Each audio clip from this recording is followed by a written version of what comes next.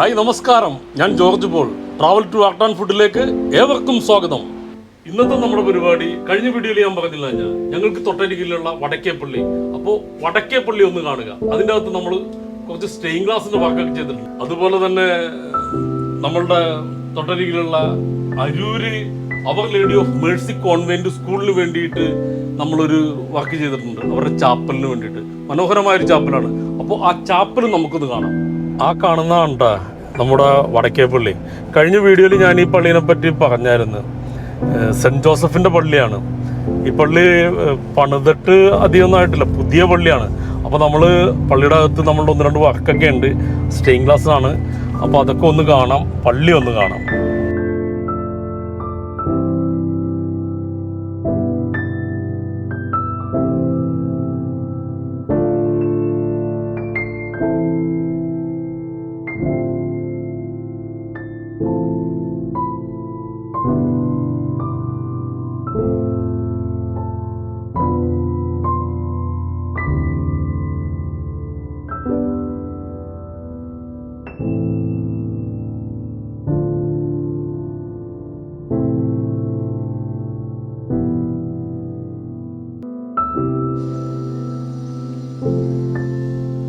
ഇത് സെൻറ്റ് ജോസഫിൻ്റെ ഒരു സ്റ്റെയിൻ ഗ്ലാസിൻ്റെ ചിത്രമുണ്ട്. സെൻറ്റ് ജോസഫും ഉണ്ണീശോ കൂടി നിൽക്കുന്നതാണ്. വളരെ വ്യത്യസ്തമായ പല സെൻറ്റ് ജോസഫിൻ്റെ ചിത്രങ്ങളും നമ്മൾ കണ്ടിട്ടുണ്ട്.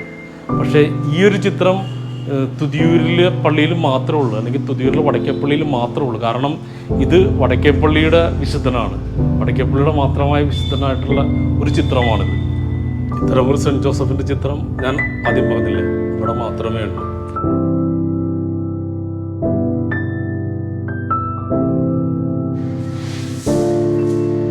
ഈ കാണുന്നത് മാതാവ് ഉണ്ണിയേശു കൂടിയുള്ളൊരു സ്റ്റെയിൻ ഗ്ലാസിൻ്റെ ചിത്രമാണ്.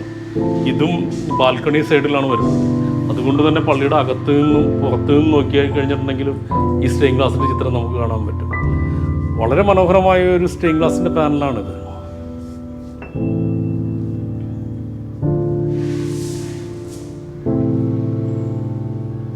വടക്കേപ്പള്ളി കണ്ടില്ലേ, സുന്ദരമായ പള്ളിയല്ലേ, ഭയങ്കര രസമല്ലേ. ഈ പള്ളി പുതുക്കി പണിതത് മുൻ വികാരി അച്ഛനായ ഫാദർ സാജു കോർനാണ്. സാജു അച്ഛൻ്റെ ഒരു വരവോടുകൂടിയാണ് ഇത്തരമൊരു പള്ളി ശരിക്കും പറഞ്ഞിട്ടുണ്ടെങ്കിൽ ഉണ്ടാകുന്നത്. ഇടവകക്കാരും ഈ പള്ളിയുടെ നിർമ്മാണവുമായി ബന്ധപ്പെട്ട് സാജു അച്ഛൻ്റെ ഒപ്പം കട്ടക്ക് നിന്ന് എന്നുള്ളതാണ്.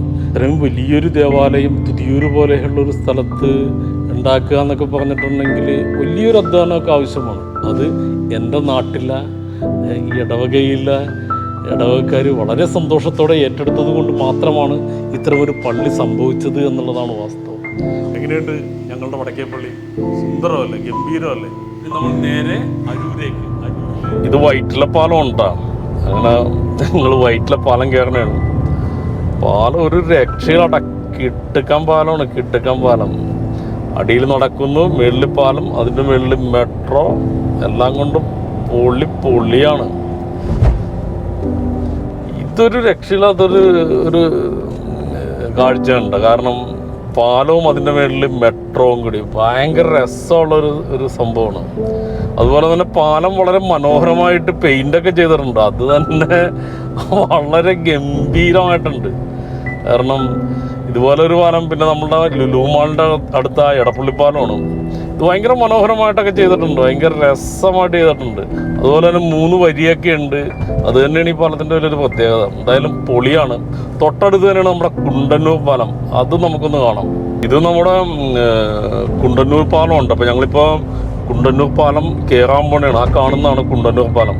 രാത്രി ഭയങ്കര രസമുണ്ട്, ഭയങ്കര ലൈറ്റും ഭംഗി എന്ന് പറഞ്ഞിട്ടുണ്ടെങ്കിൽ അടാറ് ഭംഗിയാണ്. പാലം ഒരു രക്ഷയിലാട്ടാ. പാലത്തിൻ്റെ താഴത്തൂടി പോയാലും മനോഹരമാണ്. കാരണം നല്ല പെയിൻ്റൊക്കെ അടിച്ച് നല്ല കുട്ടപ്പനായിട്ടാണ് പാലം നീങ്ങണം. നല്ല സ്റ്റാൻഡേർഡ് ഉണ്ട് പാലത്തിന്. കാരണം ഏതാണ്ടും ഇപ്പുറത്ത് 3 വരി, അപ്പുറത്ത് 3 വരി, 6 വരിയൊക്കെ ഉണ്ട്. പാലം നല്ല നല്ല വൈഡായിട്ടാണ് പാലം നിൽക്കുന്നത്. പൊള്ളിച്ചിട്ടുണ്ട്, ഭയങ്കര രസമായിട്ടുണ്ട്. കൊച്ചിക്കൊക്കെ ഒരു തിലക ചാർത്ത് എന്നൊക്കെ പറയാവുന്ന രീതിയിൽ തന്നെയാണ്. എന്തായാലും കൊള്ളാം. ഇത് കുമ്പളം പാലം ഉണ്ടാ. നമ്മളിങ്ങനെ യാത്രയൊക്കെ ചെയ്യുമ്പോൾ ഇത്തരം കാഴ്ചകളൊക്കെ കാണുമ്പോൾ ഒരു സന്തോഷം നമുക്കുണ്ടാകും, അല്ലെങ്കിൽ ഒരു പോസിറ്റീവ് എനർജി നമുക്ക് കിട്ടും എന്നുള്ളതാണ് വാസ്തവം. ഞങ്ങൾ സ്കൂളിൻ്റെ മുന്നിലെത്തി കേട്ടോ, സ്കൂളിൻ്റെ ഫ്രണ്ടിലെത്തി. ഇതാണ് സ്കൂള്.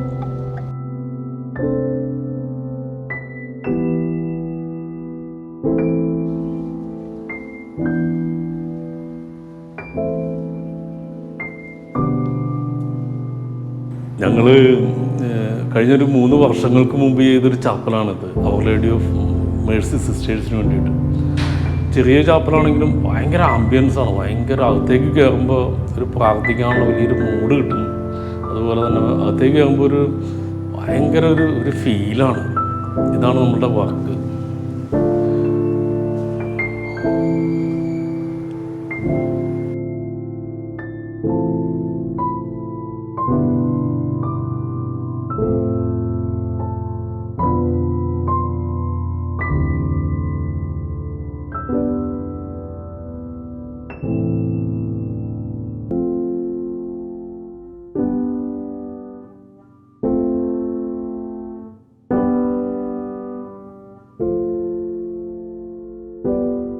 ചാപ്പലിൻ്റെ 2 സൈഡിലും 2 മൊസൈക്കിൻ്റെ വർക്ക് വരുന്നുണ്ട്. ഒന്നിൽ സെയിൻറ്റ് ജോസഫും ഉണ്ണിയുമാണ്, അതുപോലെ തന്നെ തൊട്ടപ്പുറത്ത് മാതാവും ഉണ്ണി.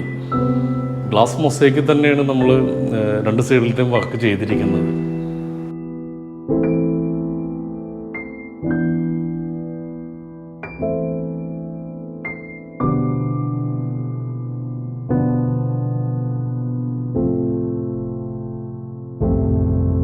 ചാപ്പലിൻ്റെ ലെഫ്റ്റ് സൈഡിൽ മാതാവിൻ്റെ ചിത്രമാണ്, മാതാവ് ഉണ്ണിയെ എടുത്തുകൊണ്ടിരിക്കുന്നൊരു ചിത്രമാണ്.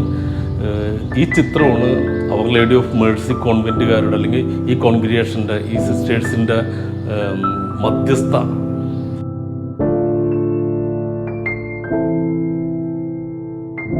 ചാപ്പലിൻ്റെ അകത്ത് 5 സ്റ്റെയിൻ ഗ്ലാസ് ആണ് ഞങ്ങൾ ചെയ്തിരിക്കുന്നത്.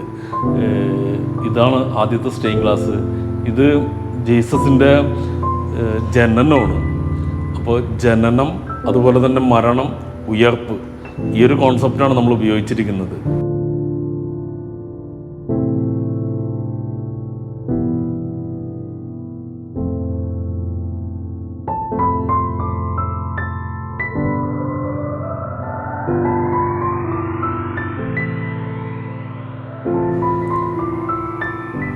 ഇവിടെ ചെയ്തിരിക്കുന്ന സ്റ്റെയിൻ ഗ്ലാസ് ഞാൻ പറഞ്ഞില്ലായിരുന്നു, ജനനം, മരണം, ഉയർപ്പ്, ആ ഒരു തീമാണ് നമ്മൾ ചെയ്തിരിക്കുന്നത്. ഇതാണ് യേശുവിൻ്റെ കുരിശുമരണത്തിൻ്റെ സ്റ്റെയിൻ ഗ്ലാസ്.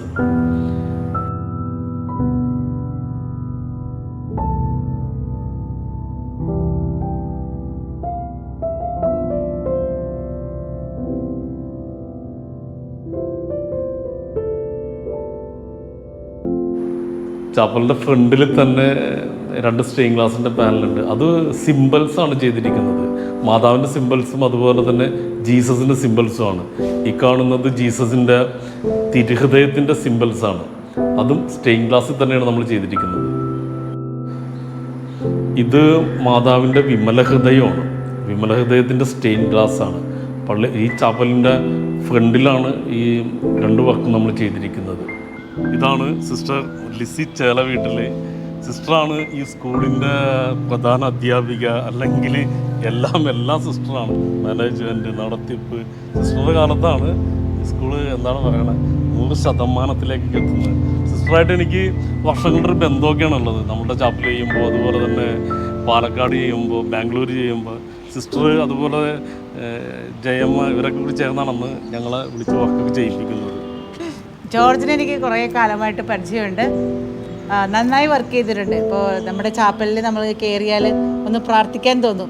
കാരണം അത്രമാത്രം അട്രാക്റ്റീവായിട്ടാണ് ചെയ്തിരിക്കുന്നത്. ഒരു ദൈവികത അതിലുണ്ട്. അപ്പോൾ ശരിക്കും ഒരു പരിശുദ്ധാത്മാവിൻ്റെ കൃപയുണ്ടെങ്കിൽ നമുക്ക് ചാപ്പലിലെ കാര്യങ്ങളൊക്കെ ചെയ്യാൻ പറ്റുള്ളൂ. അല്ലെങ്കിൽ ഒരു വർക്ക് വേറെ ആര് ചെയ്യണ പോലെയും ചെയ്തിട്ട് പോകാം. പക്ഷേ ഒരു കൃപയുണ്ടെങ്കിൽ മാത്രമേ അതിൽ നമുക്ക് കയറുമ്പോൾ നമുക്കൊന്ന് പ്രാർത്ഥിക്കാൻ തോന്നുള്ളൂ. അപ്പോൾ അതേപോലെ കൃപയോട് ചെയ്യുന്നൊരു വ്യക്തിയാണ് ജോർജ്.